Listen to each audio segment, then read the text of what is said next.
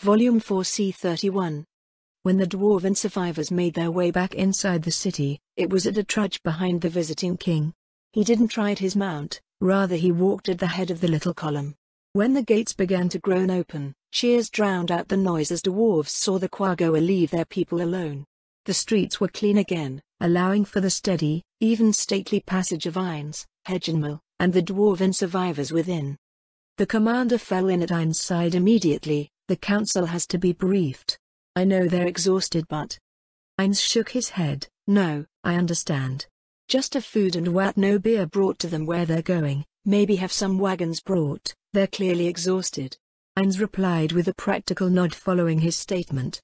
The commander of all dwarven soldiers was halfway through the process of obeying the foreign king, having procured a small wagon and begun to bring it back before he even wondered why he was taking orders the way he was.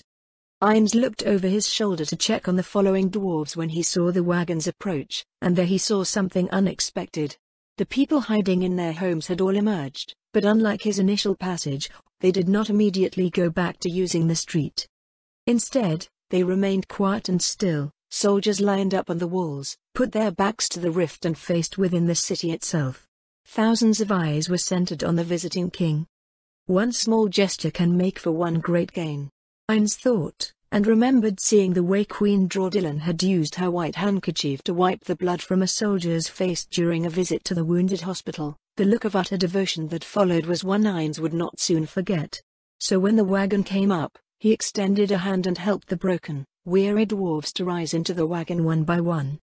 His pure white glove was slowly dirtied by their sweat and grime, but he showed no evident care for the stains or smell, instead waiting until the last of them was in the cart and a pair of rams began to pull them along. The dwarves looked at Ainz with eyes of the utmost reverence. Some had sheens of salty water in their eyes after the help was given. They flopped down where they could, some too weary to even keep their heads raised. Only when the wagons carried the survivors away did Ainz remount Hedgenmal again. The proud dragon trotted forward behind the wagons with its overweight belly swaying until they reached the council chamber again. The dwarves themselves already began to dismount on their own. Ainz couldn't quite hear what the commander was saying, but it was enough to urge the survivors to ascend the stone steps with urgent swiftness despite the way they slumped forward. Some had to help one another along the way, but assisted or not, they made it within the great wide doors. Ainz followed them. The council itself was already quite assembled. They were wide-eyed, some of them dressed in their nightclothes still, fear painted over their once grousing faces. They waited with fidgeting hands that tapped on the stone table. Some kicked their feet back and forth as if they were going to run away while still seated. But none of them spoke while the survivors found seats before the assembly.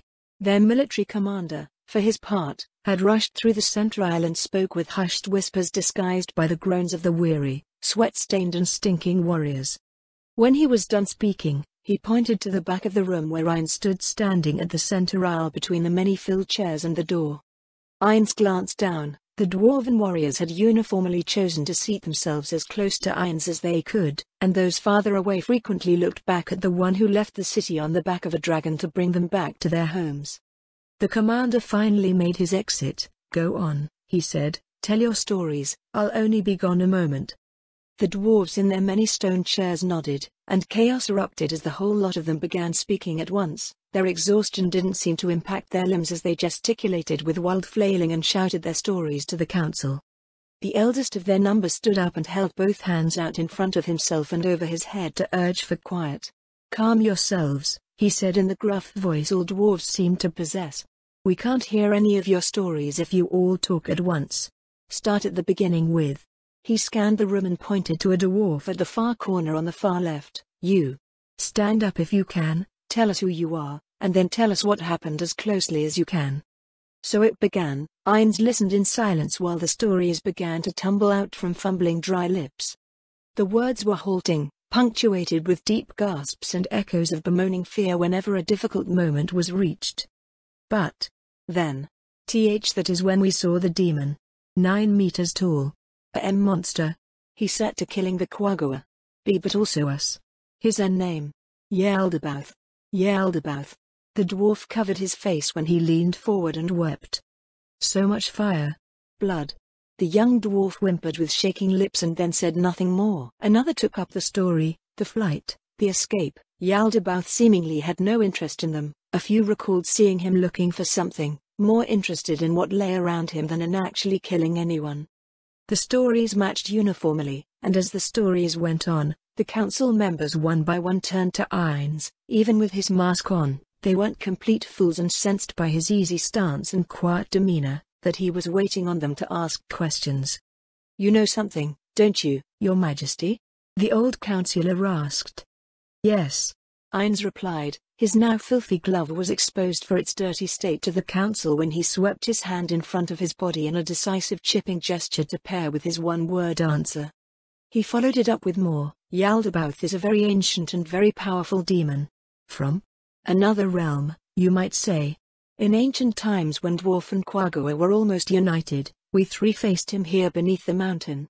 Your armies bought me time to seal his forces, your runecraft weakened him, and I locked him away." "Could you be the reason he was awakened?" the Forge Master asked with a sharp look. "I doubt it." Ainz covered immediately with a shake of his head. "When we were awakened by the invasion of my home, one prompted by the Baharuth Empire, it may be that the seal he was under had already begun to weaken. It was only a matter of time before he emerged again." The dwarves began a universal grumbling of low anger against the Baharuth Empire. Ainz mentally sighed, "Poor Emperor Jerkniv, everybody is going to be blaming him for quite some time. The lizardmen, the frogmen, the dwarves and even the Quagga, not to mention his own people. I should go and visit him to establish friendly relations and maybe make amends of some sort with him for making his empire the villain or the fool in this story." "Now," Ainz said as he returned them to the matter at hand, "the runesmiths have all sworn their allegiance to me, so I intend to take them to safety. I had hoped for trade and good relations with you at least. However, I can't embroil my nation in a pointless war that puts my people at risk for nothing." But you said you fought with us in the past," the Minister of Commerce exclaimed and shot to his feet, his hands held out with palms upturned and shaking. He was dressed in plain white ram's fur night clothes, he even had his little white nightcap still on his head, and the little poofy round top bounced around as he trembled and spoke. "Can't you do that again? I have to live in the present, not the past." Ainz responded, "I am sorry, but it is best that I go. I will have to fight Yaldabaoth eventually, but I have no army here and we've just recently finished a war with the Empire. It will take time to. What if we offer ourselves as vassals?" The voice came from behind them all, and Ainz looked down over his shoulder to find the commander had returned. Volume 4 C32. Yaldabaoth watched as the dwarf slave writhed on the table. One of his summons was busy sewing him to a captured Quagga. The yowls and screams of the pair blended together like a musical chorus. "Fools! Fools! Fools! Fools!" he said while looking over them as they struggled to resist, tugging against the straps which held them fast. "Your best chance to stay alive is to stay calm and move as little as possible, or that is what the rest of my experiments are showing. Your races have changed so little in the thousands of years since I was last here." He snorted. The Quagga prisoner had at least a little spirit left. It nipped at his hand. Yaldabaoth allowed the nip and laughed when the teeth shattered. The Quagga howled at the self-inflicted pain. He pulled against the dwarf which in turn pulled against him. Pathetic little animals. Curiously, the one thing they had in common was that they called for their parents.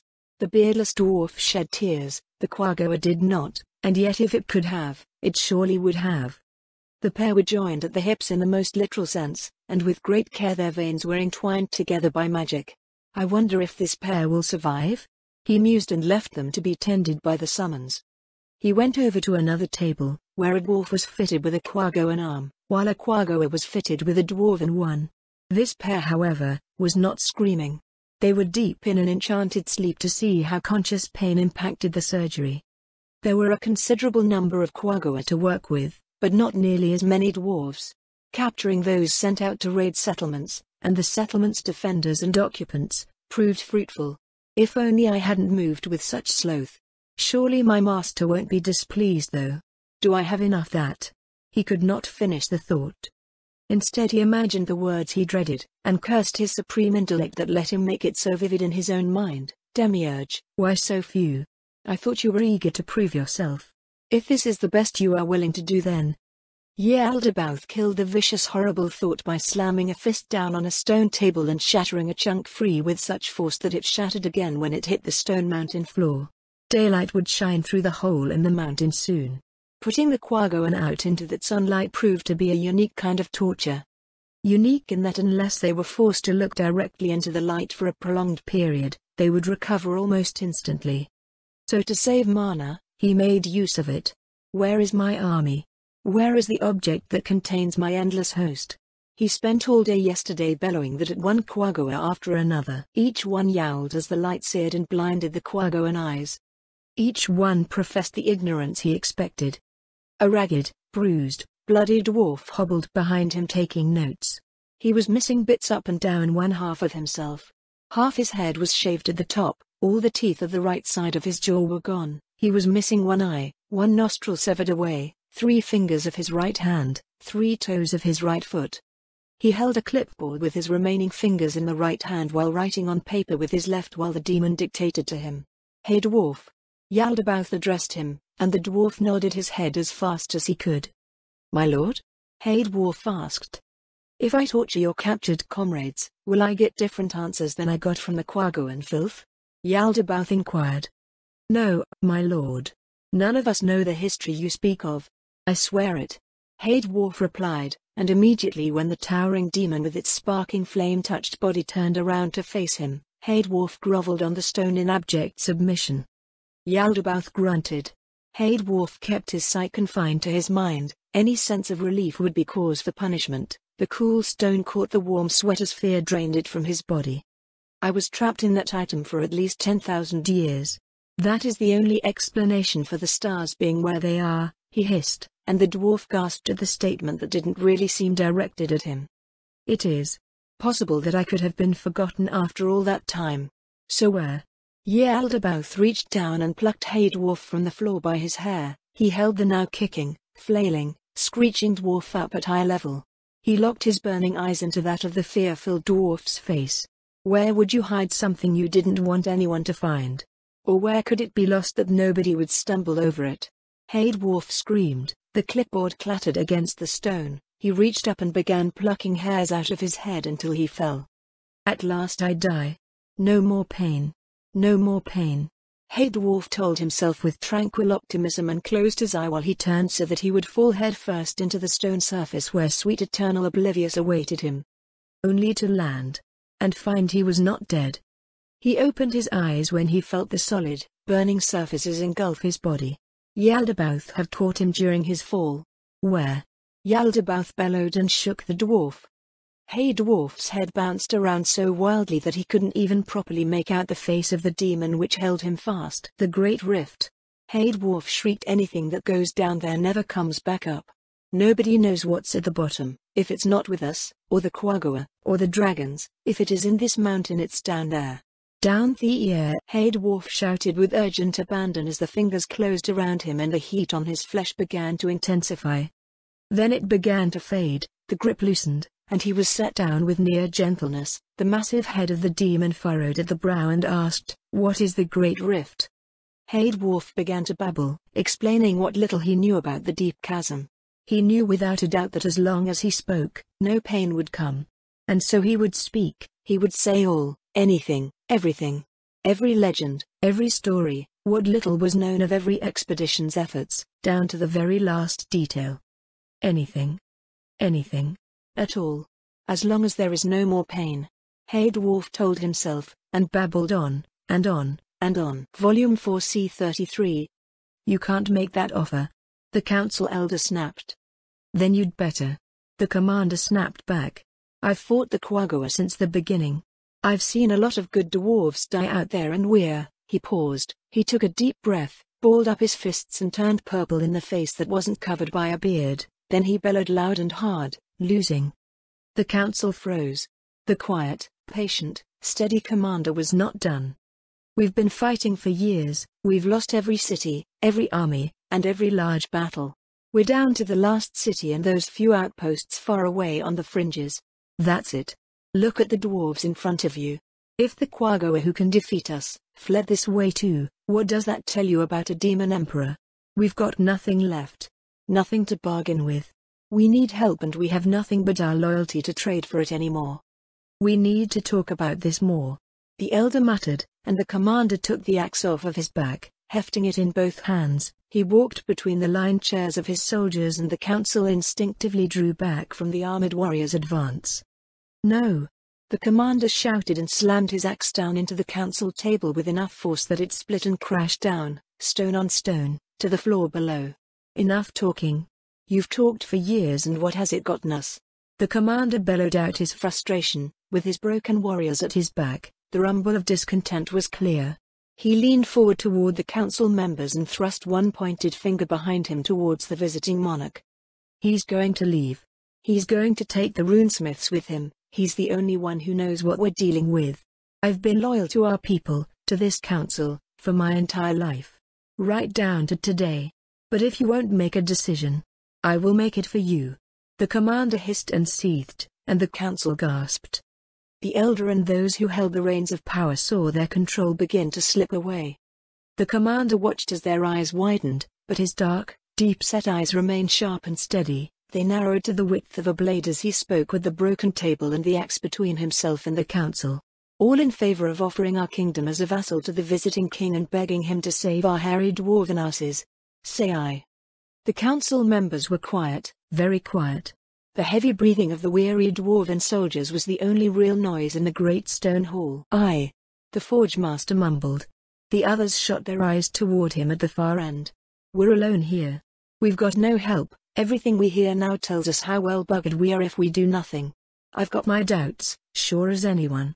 But if we've got any kind of chance, it's this. You can't be. The elder glared down the linen at him. Oh, blow it out your ass, you old goat. We're in trouble. We're losing to the Quagoa. The Quagoa ran from the demon. What does that tell you about our chances against the demon alone? The commerce minister snapped. Aye. He capped his complaint with the vote. And so it went.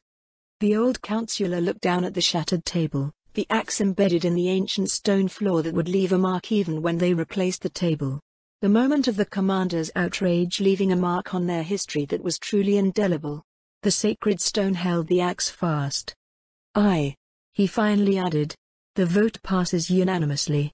Then one by one the council members descended to their knees save for the elder himself. Your Majesty, we offer ourselves to you as vassals. We only ask that you save the lives of your loyal subjects. Protect us. Please, he said, and then descended to one knee as well and bowed his head. Privately, Ainz could only thank his lucky stars that wearing the mask became routine. Wait. How did this happen? Did they just? Did I? I was expecting just really good trade terms. They jumped straight to offering themselves as a vassal state. Ainz could scarcely believe his ears or his eyes. The dwarves who led the dying nation was still shivering, their eyes went up to him and back down to the floor with regularity, their lips were licked by their quick, darting tongues. They glanced at one another several times in the interim, and only then did Ainz realize it. Oh, they're waiting for me to speak. He realized, and to buy time to frame his words, he began to walk slowly toward the kneeling rulers of the nation. When he came within hand's reach he said to them, I accept your fealty. It wasn't a grandiose speech, but it had an electric effect on the dwarves who stiffened at once, then breathed deep sighs of relief. Will you summon your armies to help us, then? The Forge Master asked. No, I have another option. Ainz gave the cryptic reply, and I expect the Quagoa will come along shortly begging to surrender in exchange for their survival. Without runecraft armor they're no match for the demons of Yeldermouth. So to begin with, your runesmiths will need to work constantly to prepare for the coming conflict.